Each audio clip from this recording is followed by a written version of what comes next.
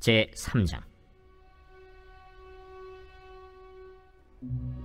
솔로몬이 예루살렘 모리아산에 여호와의 전 건축하기를 시작하니 그곳은 전에 여호와께서 그의 아버지 다윗에게 나타나신 곳이요 여부스 사람 오르난의 타작마당에 다윗이 정한 곳이라. 솔로몬이 왕위에 오른 지 넷째 해 둘째 달 둘째 날 건축을 시작하였더라.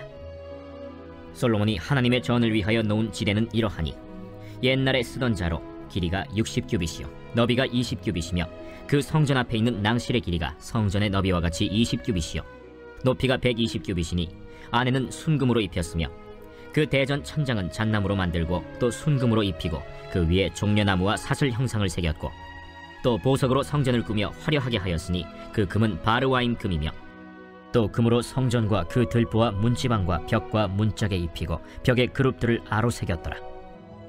또 지성소를 지었으니 성전 넓이대로 길이가 20규빗이요 너비도 20규빗이라. 순금 600달란트로 입혔으니 몸무게가 금 50세겔이요 다락들도 금으로 입혔더라. 지성소 안에 두 그룹의 형상을 새겨 만들어 금으로 입혔으니 두 그룹의 날개 길이가 모두 20규빗이라.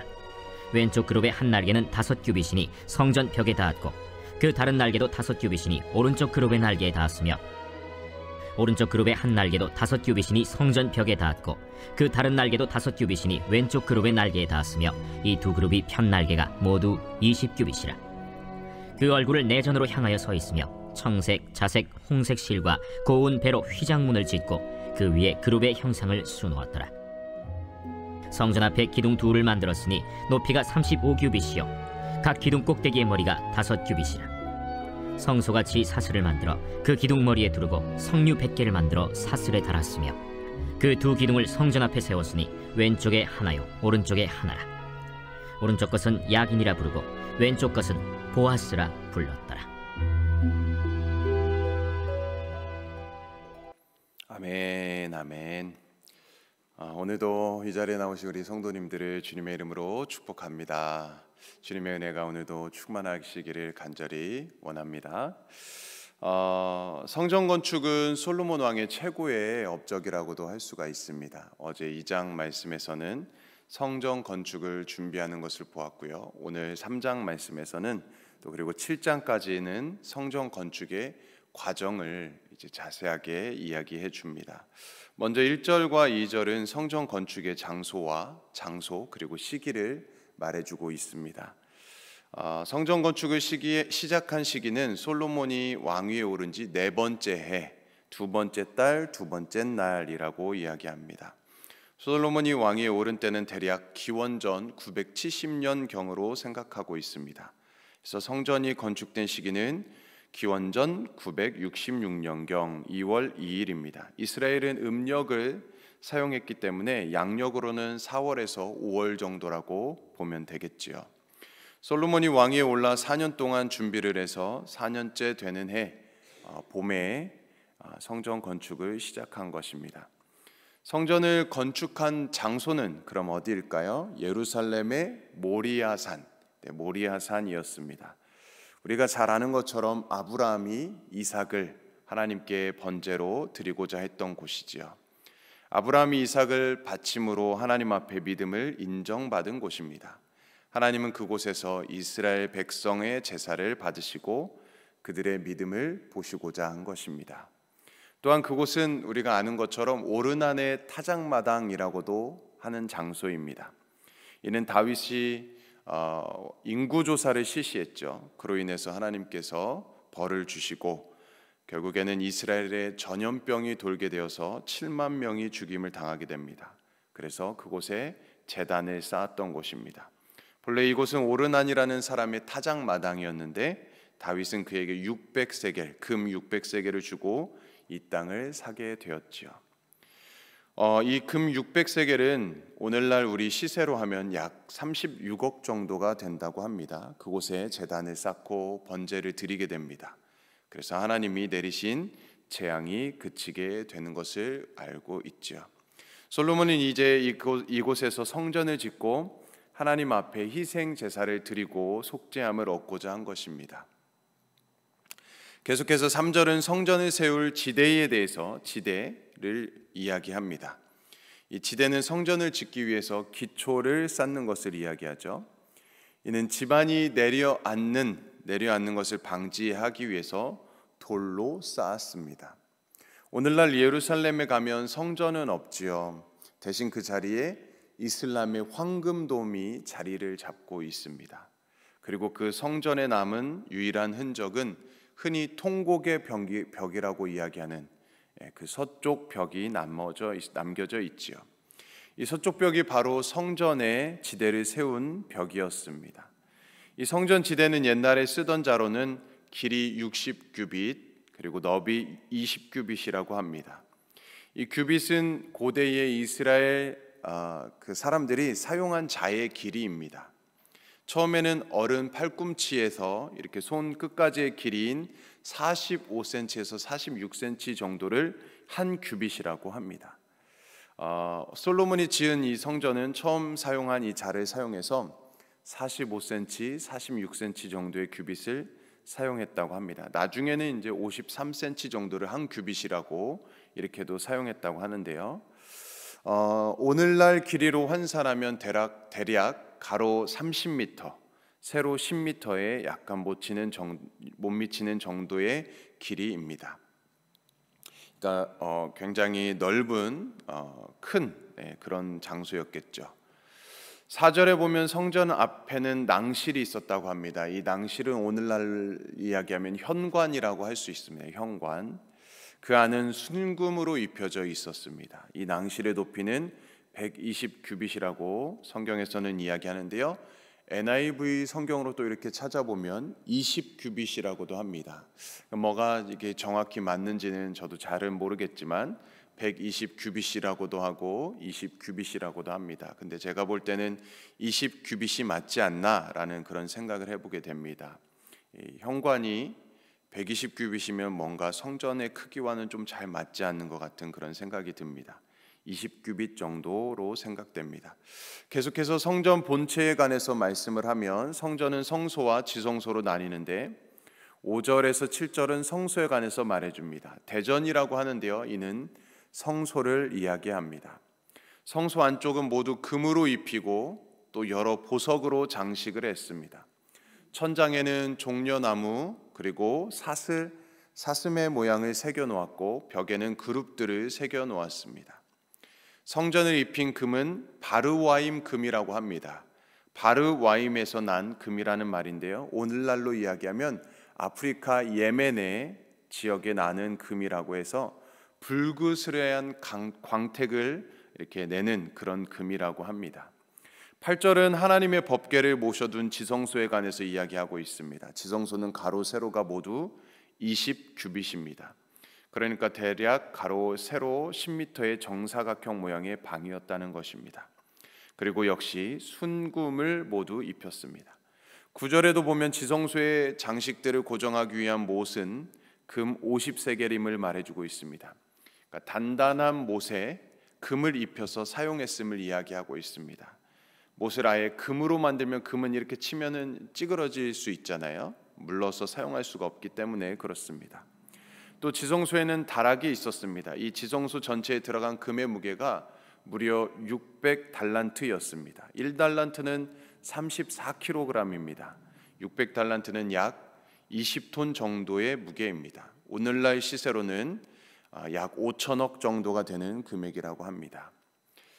자, 10절과 13절에는 지성소 내부의 두 그룹의 형상을 말해줍니다. 이 두 그룹의 날개는 길이가 총 20규빗이었습니다. 역시 그룹들도 금으로 입혀 놓았습니다. 14절에는 성소와 지성소를 나눈 휘장문을 말해줍니다. 휘장은 청색, 자색, 홍색 그리고 고운 배로 짜서 만들었고요. 그 위에 그룹의 형상이 수놓아져 있었습니다. 이 휘장문은 대제사장이 지성소에 1년에 한 번 들어갈 때만 열어놓았습니다. 그리고 매일 닫혀 있었습니다. 광야 시대의 성막은 성소와 지성소 사이에 이 휘장이 가로막혀 있었죠.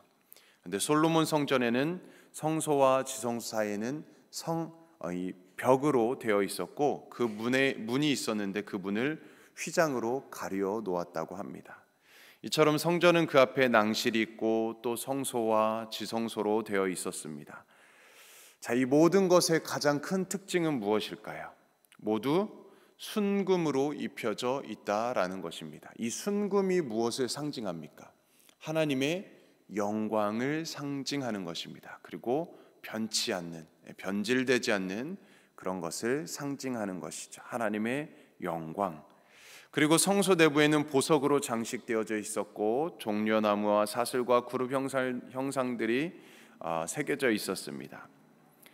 이 보석은 하나님의 존귀를 상징합니다. 하나님의 존귀하심. 그리고 종려나무는 우리가 이렇게 종려나무 가지를 흔드는 것처럼 하나님의 승리, 하나님의 승리를 상징하는 것입니다. 그리고 사슬은 끊어지지 않는 하나님의 보호하심, 하나님의 보호하심을 상징하고요. 그룹은 하나님의 임재하심을 상징합니다. 하나님의 임재. 자, 이는 하나님의 성전된 오늘날 교회와 또 우리 마음이 성전 아니겠습니까? 오늘날 우리들의 모습이 어떠해야 하는지를 말해주고 있는 것입니다. 하나님의 영적인 성전된 우리의 모습이 하나님의 영광과 임재하심과 존귀와 승리와 또 하나님의 보호가 있다는 것이죠. 그러므로 구약의 이스라엘 백성들이 성전을 사모하고 자랑스러워했던 것처럼 우리는 하나님의 영광과 임재와 존귀와 승리와 또 하나님의 보호하심을 사모해야 한다라는 것입니다. 그리고 우리가 하나님의 성전이 되었다는 이 사실을 감격하며 자랑스럽게 여겨야 한다라는 것이죠. 또 지성소는 휘장문으로 막혀서 누구도 들어갈 수 없었습니다.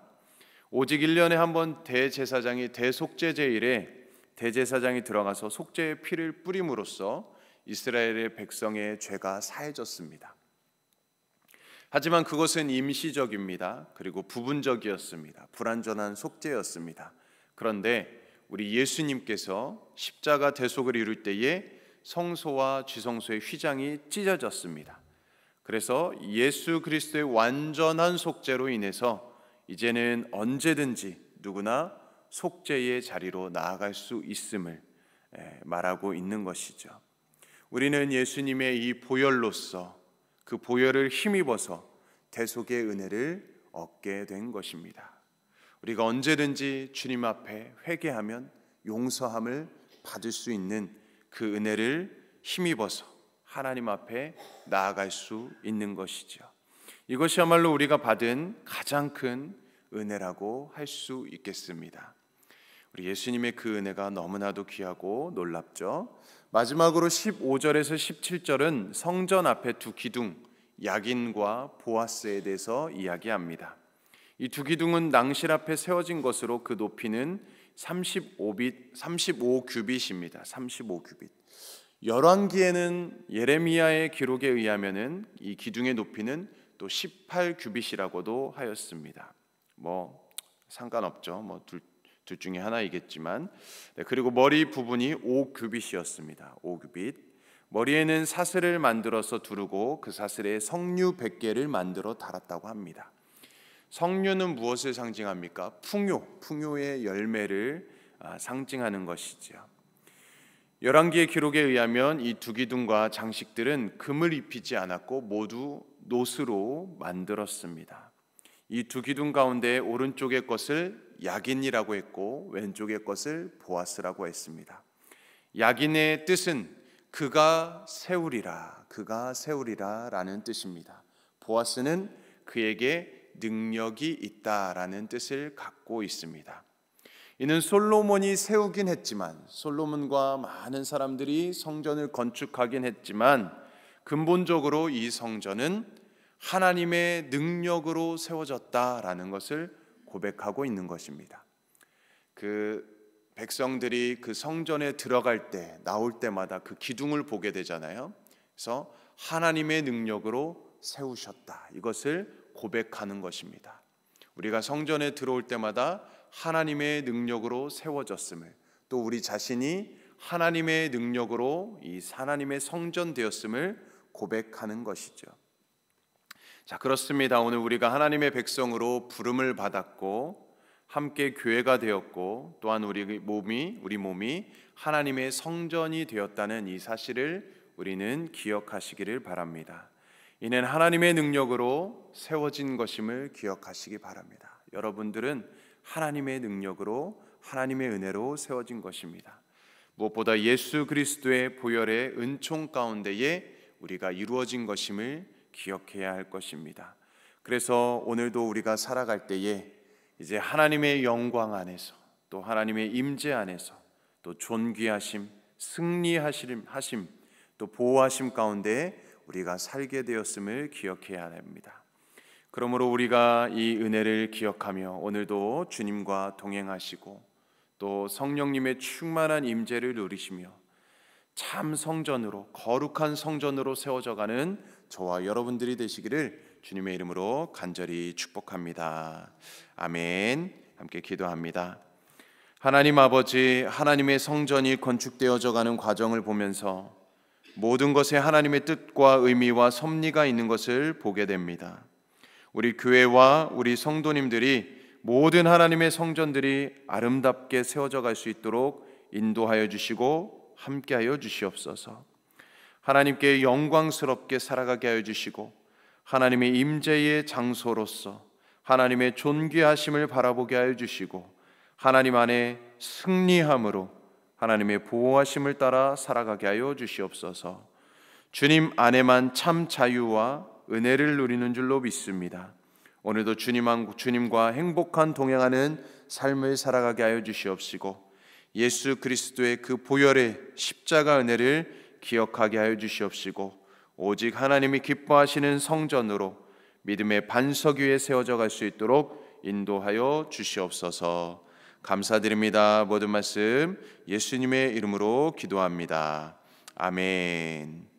오늘은 금요일 중앙아시아 선교를 위해서 기도합니다. 우리 키르기스탄 정춘섭, 김은희 선교사님, 방글라데시 다수제랄드 리스파, 알바니아의 최조영, 홍재영이 선교사님을 위해서 기도해 주시고 무엇보다 우리 교회를 위해서 우리 담임 목사님 청빙을 위해서 기도해 주시고 또 우리 모든 성도님들의 기도 제목을 가지고 시간 우리 주님의 이름 세 번 외치며 간절히 기도합니다. 주여